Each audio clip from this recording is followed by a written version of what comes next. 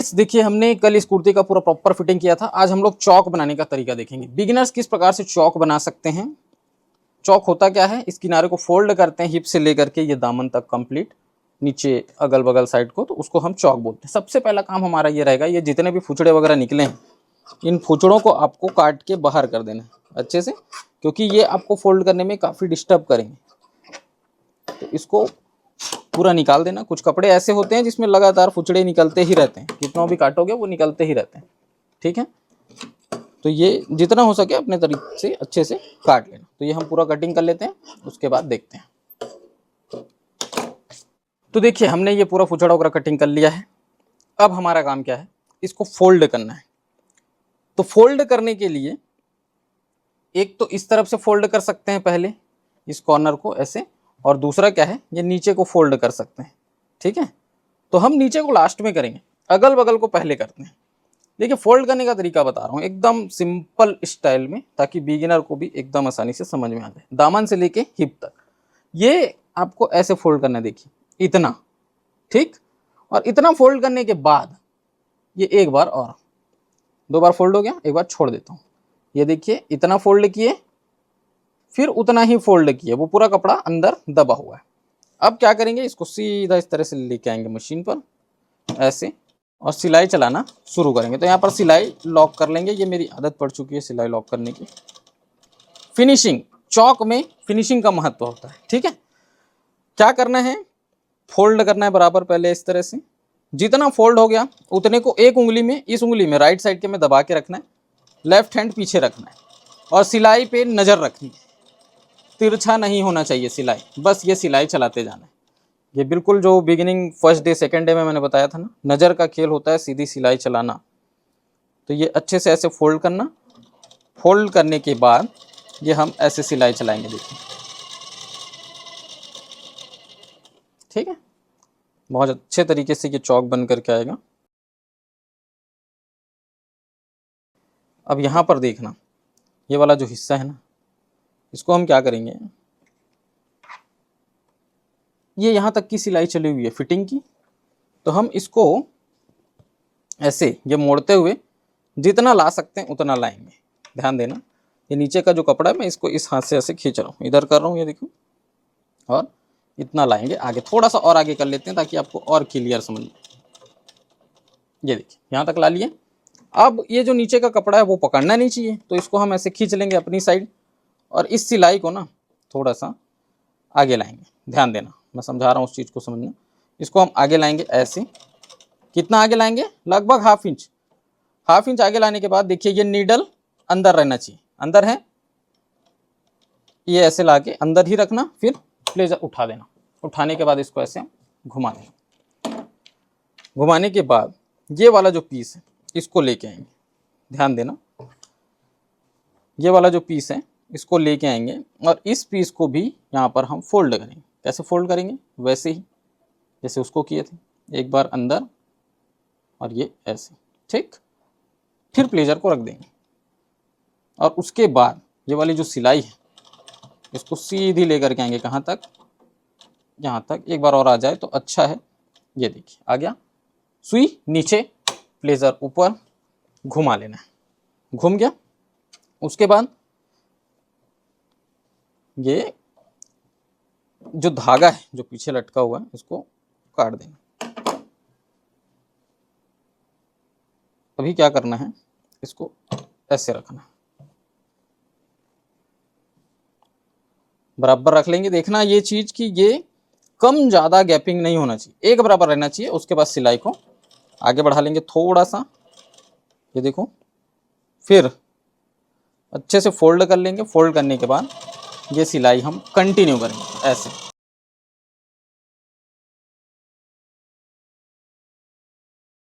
तो ये इतना करने के बाद आपकी एक तरफ की सिलाई जो है वो पूरी होती है, ठीक। रेडीमेड कुर्तीज में ये चौक ऐसे ही बने हुए होते हैं, ठीक। सीधा करके दिखा रहा हूं, देखिए रेडीमेड कुर्तीज में ऐसे ही सिंगल सिलाइयों के साथ ही आता है, लेकिन हम तो ठहरे टेलर, तो हम तो भाई डबल सिलाई चलाएंगे इसमें। तो चलिए एक सिलाई दूसरे कॉर्नर पर बताता हूँ। ये सिलाई भी बहुत आसान रहेगा, आसानी से बता रहा हूँ।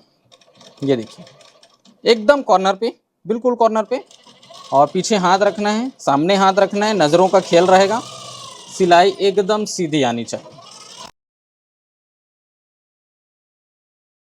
अब यहाँ पर कैसे करेंगे इसके लिए, तो इसका भी एक ट्रिक है। देखिए ये अब ऐसे बराबर फोल्ड हो चुका है, ये नीचे का कपड़ा बस ध्यान देना कि ये पकड़े ना, और इसको यहाँ पर ऐसे रखना,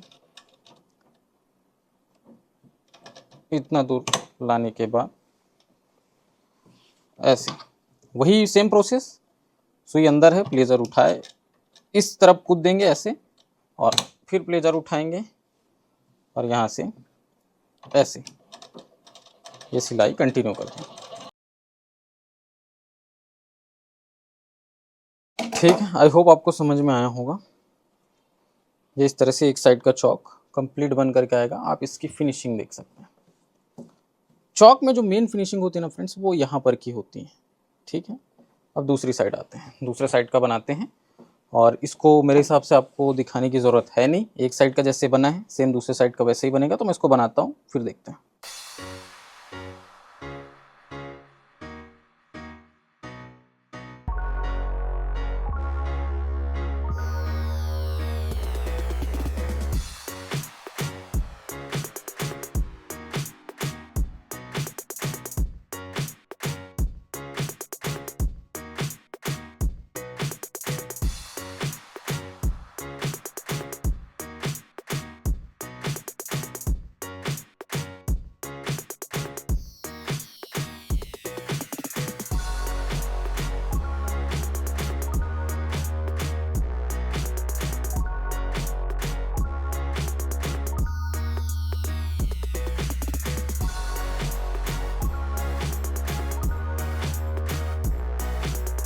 तो देखिए फ्रेंड्स, दोनों साइड के कंप्लीट हो चुके हैं।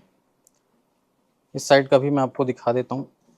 जैसा मैंने कहा कि चौक में इधर का फोल्ड करना, इधर का फोल्ड करना, फिनिशिंग तो आपको दिख ही रहा होगा।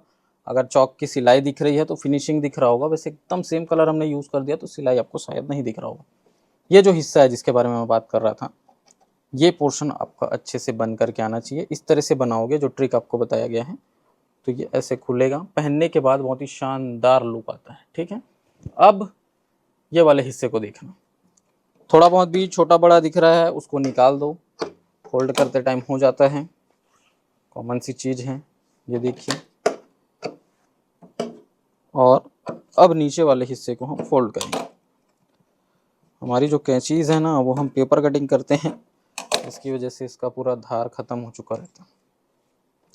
यहाँ पर 2 बार इसको भी फोल्ड करना है अगेन। देखिए ऐसे और ऐसे, एक साथ ही फोल्ड करना है और सीधा प्लेजर पे ले जाएंगे। सिलाई अच्छे से लॉक कर देंगे, ये खुलना नहीं चाहिए। इसमें अक्सर एक प्रॉब्लम आती है, उसको मैं थोड़ा सा डिटेल में डिस्कस करता हूँ। होता क्या है, जब हम इसको फोल्ड कर रहे होते हैं ना, तो अक्सर ये वाला हिस्सा ये खींच के बाहर आ जाता है।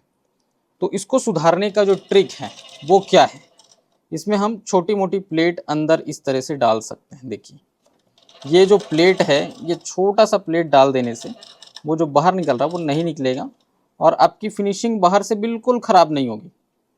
वो बाहर से पता भी नहीं लगेगा कि आपने प्लेट लगाया है, अगर ज़रूरत पड़ गया तो। और नहीं ज़रूरत पड़ रहा है तो कोई बात ही नहीं। ये देखिए हमने छोटे छोटे 2 प्लेट यहाँ पर लगाए और इसको अच्छे से सिलाई लॉक कर दी। उसके बाद ये दूसरी सिलाई चलेगी, इधर भी कंटिन्यू करते हैं। देखिए ये वाला जो हिस्सा है इसको हम क्या करेंगे, ये इस प्रकार से 2 बार फोल्ड करेंगे, ये 1 बार और ये 2 बार। अब इस पे भी दोनों कॉर्नर्स पे सिलाई लगाना है। तो चलिए,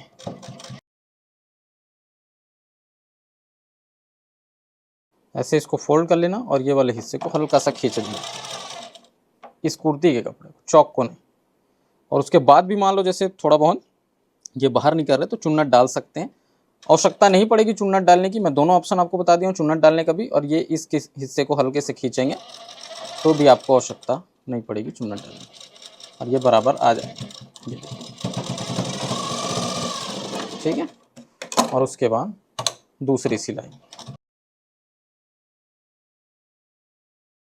अब यहाँ के धागे वगैरह सब काट देने हैं जो भी छोटे मोटे लटके रहते हैं, और इस प्रकार से जो है कंप्लीट होता है चौक। बनाने के बाद हमें अच्छे से प्रेस करना चाहिए, क्योंकि अब ये कुर्ती रेडी हो चुका है।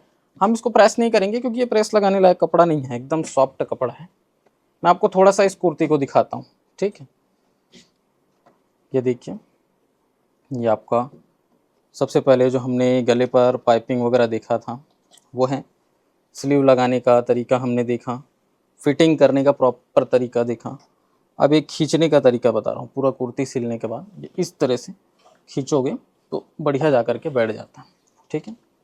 ये देखिए, हिप से लेकर के ये चेस्ट लाइन तक पकड़ के ये ऐसे ऐसे राउंड शेप में खींचना चाहिए। देखो नहीं आता तो मत खींचना, अगर कुछ दिक्कत हो गया, कपड़ा फट गया तो भी प्रॉब्लम हो सकती है, ठीक है।